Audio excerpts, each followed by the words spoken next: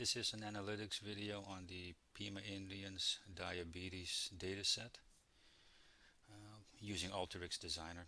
I've got this set up into 4 sections, purposely small since this is just an overview. So first section is EDA. We'll look at field summary, some plotting. We'll find out that there's some issues with the data, so we'll go into section 2. I will have to transform some of this data. After transformation, we will then model. We'll use Logistic Regression, boosted model, and then support vector machine. We'll pick one. We'll turn that into our final model, from which to then go into the last section, which is predicting, or actually just predicting-ish, since we don't have a true separate data set, new data, but we can still get some interesting numbers out of some prediction tools. Okay, let's jump right into the EDA. Here we have our raw file. Let's see here. And here we have a description of those 9 fields inside the file. See, 9 fields, 768 records.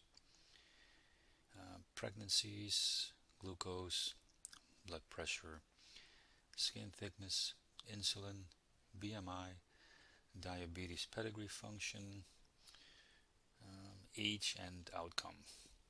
The outcome variable is a class variable, diabetes detect. So this tells us that we have a classification problem here, or issue. We're going to go ahead and use the auto field to automatically detect what sort of data type is best associated with each of these fields. And when we do that, here we do it on all of them.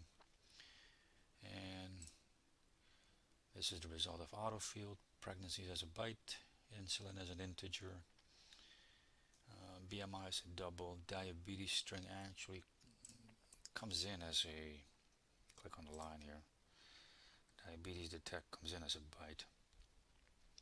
So we can use the select tool and change that to a string, kind of like a class variable now, or a factor variable. Okay, then we jump right into the field summary tool. This is the field summary tool, and then we go straight into the O node. This is the object node, and we get a nice little summary of our 9 fields, 1 through 9. So on age, it's numeric, minimum 21, max 81, median 29, standard deviation 11.7, none missing, 52 unique values, median age 33. And we do the same for these other variables. Immediate problem is all these minimum values at zero blood pressure. Doesn't make sense. Glucose, insulin. The only thing that makes sense at 0 is pregnancy, so see that we got a problem here. The other variables, they appear to be within expected or reasonable values, so we'll just we'll keep it at that. I mean, even insulin seems a bit high, but a quick Google suggests that it's not that abnormal for a few values to have such a high max. One good thing is 0% missing. And we get the similar perspective if we go to the R node, which is the report node. Let's blow this up for a minute. Again, same information, but we get a nice scatter plot. Fairly basic though.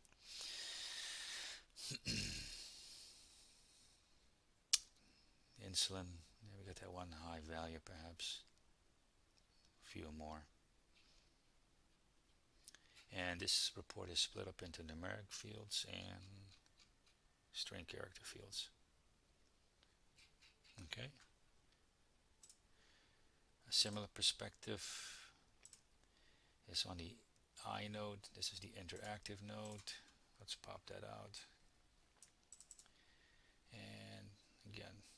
So here you can see diabetes, 500 zeros, 268 at 1. So 500 people no diabetes, 268 yes on diabetes.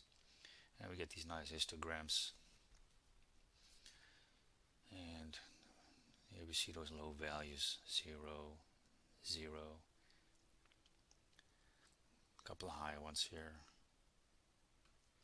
Okay. I may go a little bit fast because this is more about the workflow than honest and deep analysis. Typically we always go into plotting, so I just put in two quick plots. I'll leave this up for others to download and tinker with the variables. So here I'm going to plot glucose on the x-axis, the blood pressure on the y, and that looks like this. And as expected, perhaps, as glucose goes up, so does blood pressure. This is an indication of where the median is. Alright. And this is a violin plot. And here I'm plotting glucose, and I'm plotting by diabetes detect. And violin plot looks like that. And we can see that the median on glucose for somebody with diabetes is higher than the median of someone who doesn't have diabetes. So that 0 value, that's a bit of an issue. And we can go through some logic to find out exactly how many zeros there are in this. And we go through this logic here, and we end up with this particular table right here at the bottom. And we see that insulin, 374 values, or 48% are missing. So this is nearly half of the data set. So normally with a data set and missing values, sometimes you just chuck away these missing or incorrect values, but this is just too much. Skin thickness, 30% missing, or 30% at 0. That's just too much. Blood pressure, 4.6% missing or at 0. BMI 1.4, glucose 0.7. So there's a couple of techniques on which to handle these 0 values. So of course pregnancies made sense, so it's not included here. But so normally you would do a median on imputation, which means replacing 0 values with another value. So you could take the median of it, you could take the mean of it, or you could simply discard it. But I think before we do that, we do need to take a look at the importance, so to speak, of each of these variables to the outcome, right? So we can take a look at a correlation table. We're going to use Pearson correlation, and again we go through a bunch of logic. And let me see here, I think the actual correlation table, where is it? Of course it's here. The actual correlation table this is what it looks like, but we can't make a lot of sense out of it, right? It's difficult to see. So we go through a bunch of logic, and we end up with this here. Yeah. And then here we have it sorted by absolute value of the correlation. Right? It doesn't matter if it's positive or negative, just where's the correlation. And the highest is at 0.54 pregnancies to age and age to pregnancies. They're going to be listed in pairs. I didn't filter them, so. And then the next one is glucose diabetes detected glucose at 0.46. So basically it's not correlated much. Some, but not enough to be concerned with. So what does that mean? Well, we're not going to delete, but we can impute.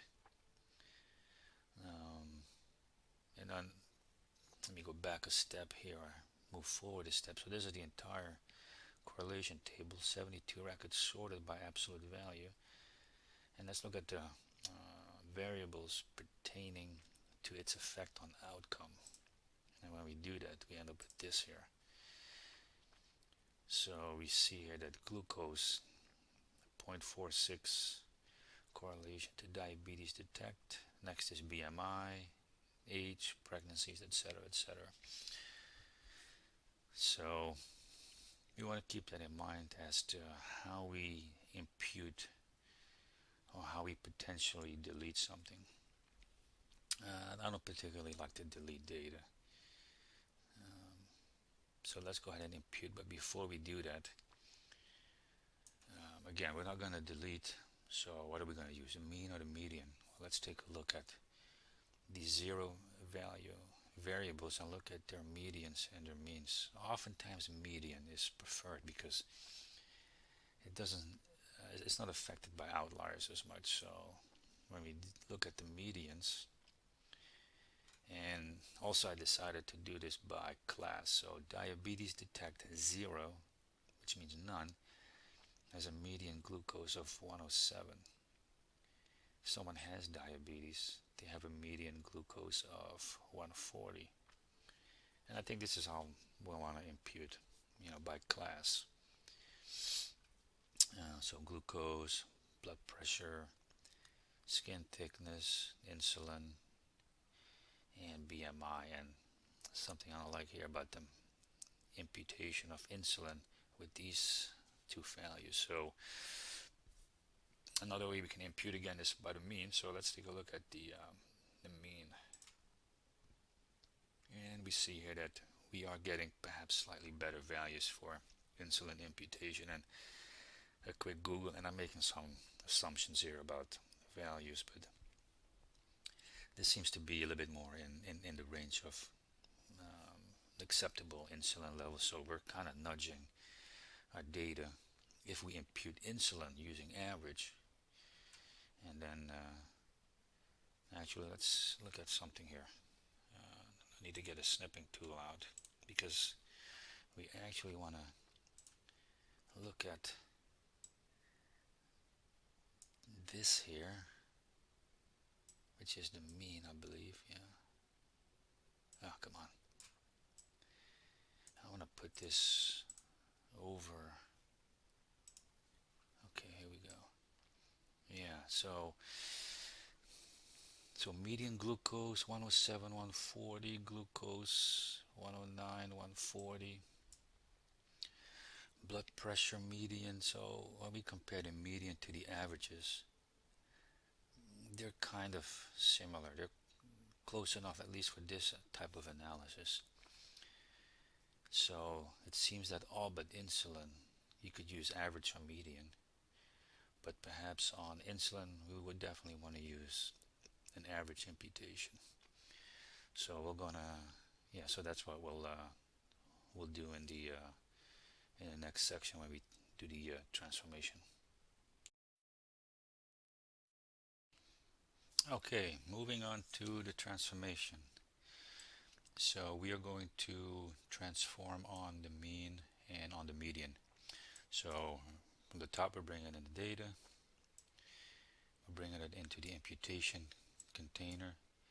What's nice about these containers is that this EDA container, you see I've turned it off, so if we run any piece of the workflow, this EDA container will not run. Since we're done with it, we no longer need that information. So imputation container, data comes in, we give it a record ID, and here we do our logic on imputation for the mean and the median. So we are, let me see here, we're gonna do on the top. So on the top we're gonna impute median, and the bottom we're gonna impute the mean. Let me back up a bit here, because here's the logic where we're going to split the data stream of 768 records into whether or not someone has diabetes or not. So diabetes detect 0 is on the true side, and on the false side is 1. So 500 records, no diabetes. 268 records, yes on diabetes. And then on the true side, 500 records, we are going to send everything through but insulin, and then we are going to impute the median when the value is 0 for glucose, blood pressure, skin thickness, and BMI. So that's 500 records. On the false side, which is yes on diabetes, send everything through but insulin, and then impute for glucose, blood pressure, skin thickness, and BMI, impute the median when the value is 0. And then in order to impute for insulin, that's the bottom half here, right? We're sending everything through but insulin. Also important, record ID, because we got to bring it all together here shortly. So true, 0 on diabetes, sent through insulin, impute the average when the value is 0. At the bottom is diabetes, yes, sent through insulin, impute the average when the value is 0. The other thing we're doing here is we're checkboxing include imputed value indicator field, which is this column right here. This tells us when a value has been imputed. So 1 means there's been an imputation for at the value of 100. Same here at 100. And then here we see imputation of 69. Again, we're doing this by class, so insulin 0, diabetes gets a value, insulin 1, diabetes gets a different value. We're imputing by class. So at the top is all but insulin. We're combining the true and false records, and here we are doing the same on the insulin records. We're doing a left join here to put the data set back together with the imputed values,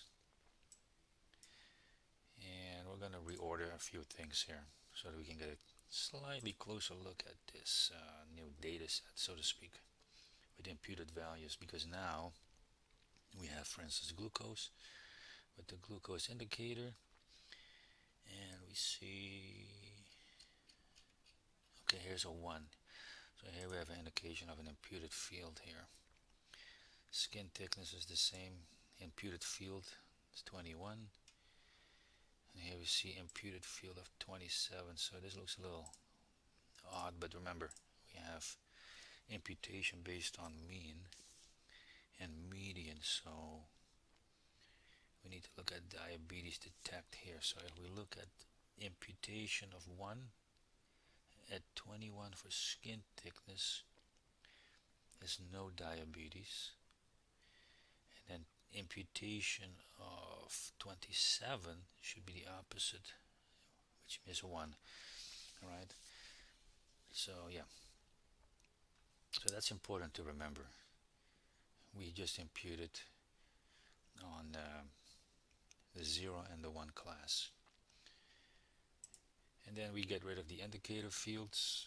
Here we can go ahead and deselect on the left hand side, deselect all the indicators, because we've done our troubleshooting, our double checking here. We no longer need the indicators, and here we send our new improved data set, so to speak. We send this out, we're sending this out onto the disk because we're going to read it in later on, and we could potentially do another field summary.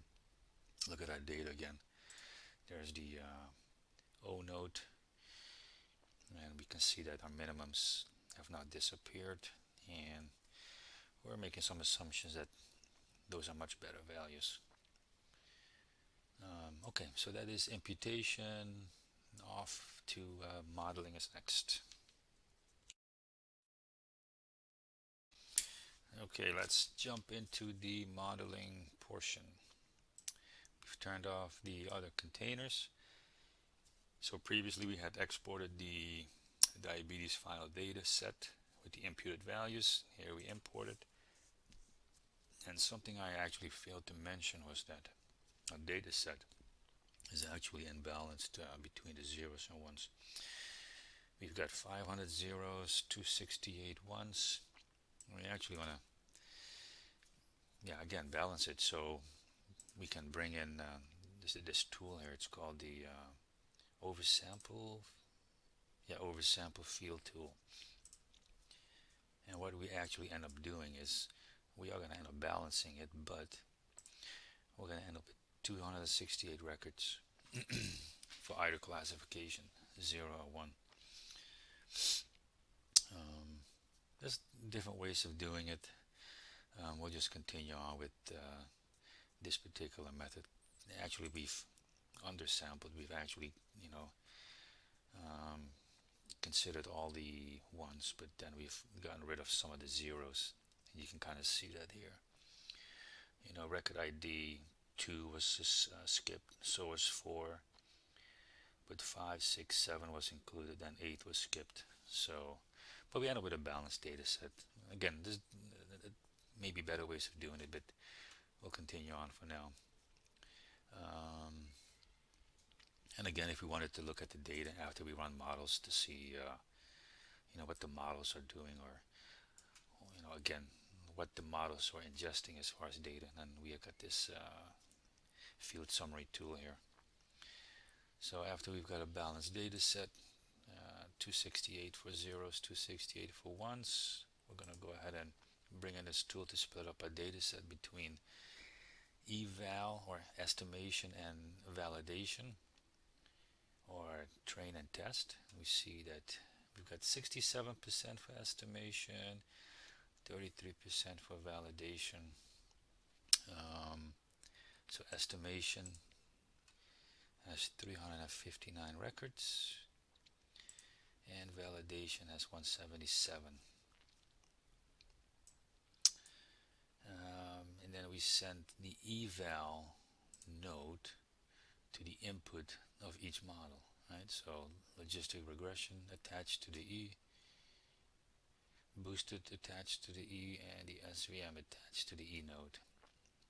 And then we just pretty much configure these models by the defaults. We're detecting diabetes detect on all fields except for record ID, of course. We could customize it further. We could use sampling weights. Typically, you may want to use that if there's an imbalance, but we kind of balanced the data set already, so cross validation can be used as well. But again, let's just stick with most of the defaults. Boosted model. Again, diabetes detect, and then everything but record ID. And we can again do some sampling weights in model estimation. We can further customize the model if we wanted to, but we'll just stick with the defaults. And our SVM model is again same setup, diabetes detect, and everything but record ID, and we'll set it at C classification. And then we can look at each of these individual outputs. Each of these has a report. Logistic regression. Let's pop this out for a minute. And we get the familiar estimate, standard errors, z-scores, z-values, z-scores, p-values, and a formula, coefficients, boosted model gives us an idea of the variable importances here. Most important was insulin, then skin thickness, etc., etc., for the boosted model. And our SVM has a similar report as well.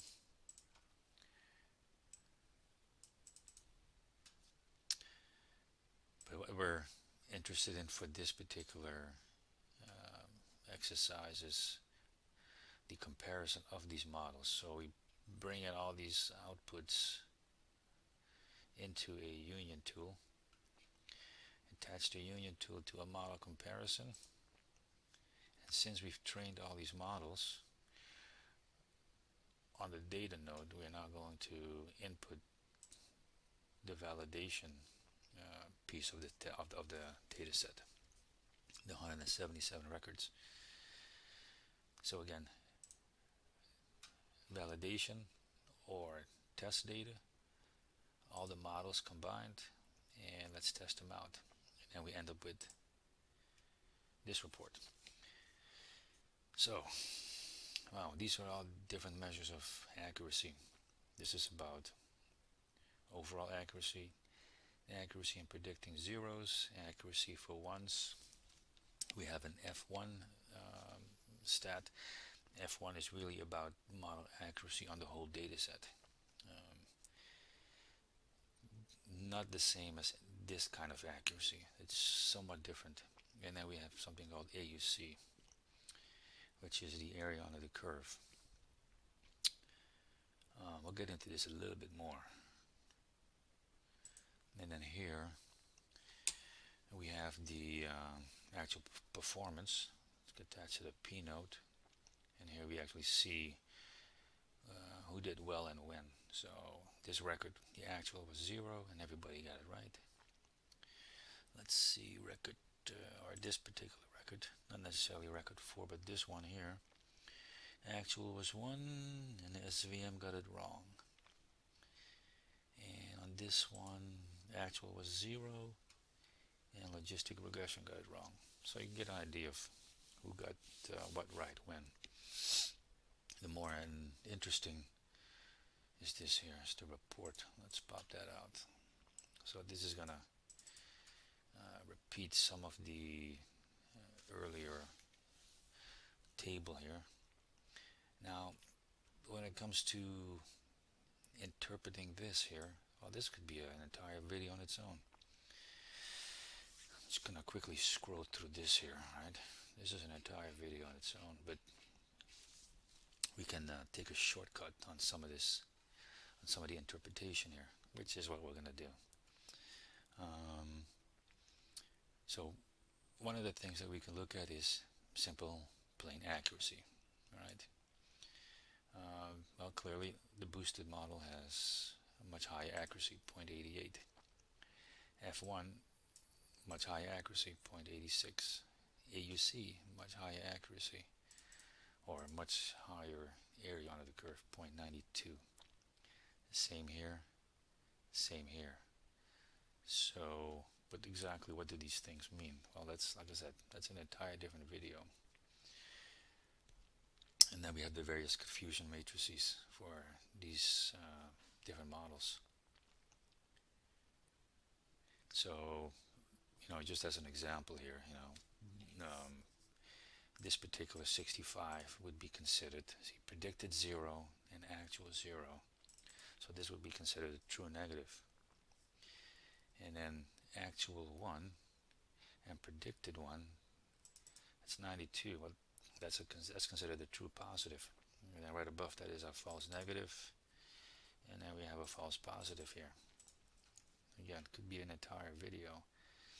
So this first accuracy is actually computed by going on the diagonal, 65 plus 92, and then dividing that by the total, and then we get our accuracy.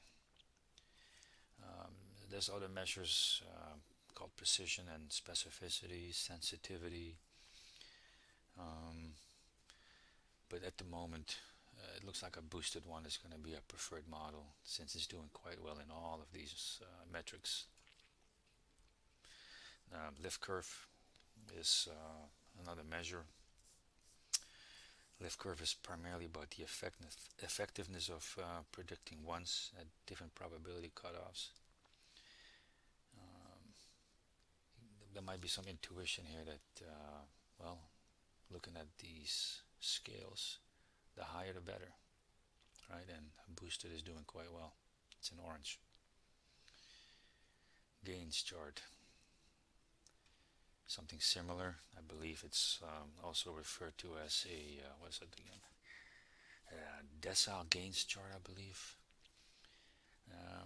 Then we have our precision recall curve. This one is especially useful in evaluating data with highly unbalanced outcomes, but we did balance our data set for modeling. Again, there might be some intuition here based upon scales, that higher and higher is better. Right, and a boosted one comes in again as the winner.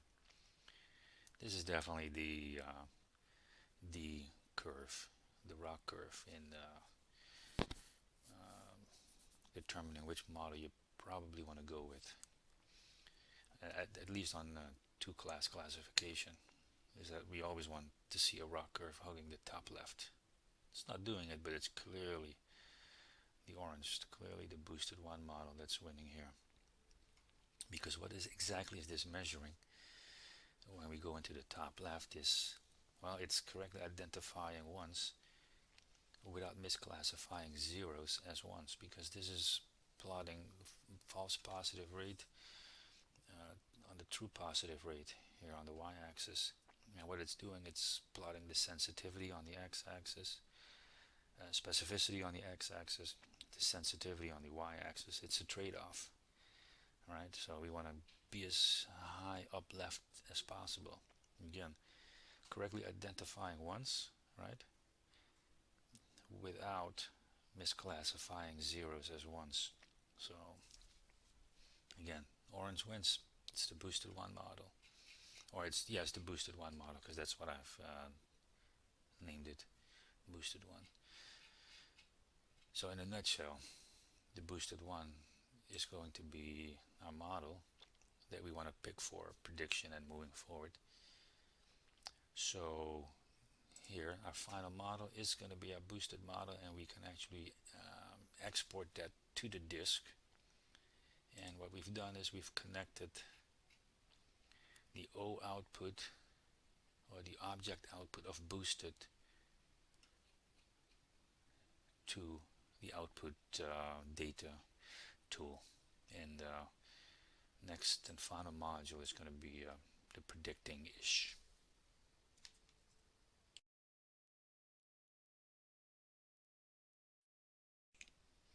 Okay, this last section is predicting-ish. I've labeled the same data, so this is mainly about probabilities. But we still can get an idea, because this a model to some degree has seen this data, and we've already made a decision based upon the data we have seen. So let's just focus on probabilities at the moment. So we've got our diabetes final data. This was the data that was the data set that was imputed, and we're also pulling in the object, the boosted model object that we exported previously. We're now importing that here inside of this container. Prediction is done on the score tool, and on the D side comes the data, which we're sampling at randomly at 5% of the records. So each time we were to run this, it's going to come up with different records. And then on the M side, model side, is the boosted model. We'll do some rearranging of columns, we'll do some rounding, and then what we finally get is this table here. So score 0 probability 65%, score 1 probability is 34%. So this particular prediction, if we're going with 50% cutoff, would be predicting a 0, and it would be incorrect. Next one is 93 to 6, and it's going to be accurate because it would be predicting a 0. Same here, predicting a 0. Line 4, this would be predicting a 1, which is accurate. So again, we could, one of the things we could do is we could actually sort this, because oftentimes 0 or 1 isn't as interesting as what is the actual probability of, at least on this particular pool, right? Who is most likely to have diabetes if this was a true prediction? If this was a true new data set, we'd say that, well, this person has the highest probability of having diabetes, right? Because we would not have this column if we had a true new data set. But this person has a 95% chance of having diabetes, and then followed by this one, etc., etc. And of course, you could put the cutoff at 50% or at 40% if you wanted to perhaps get something a bit early. But yeah, this is how the final tool in this particular modeling process works.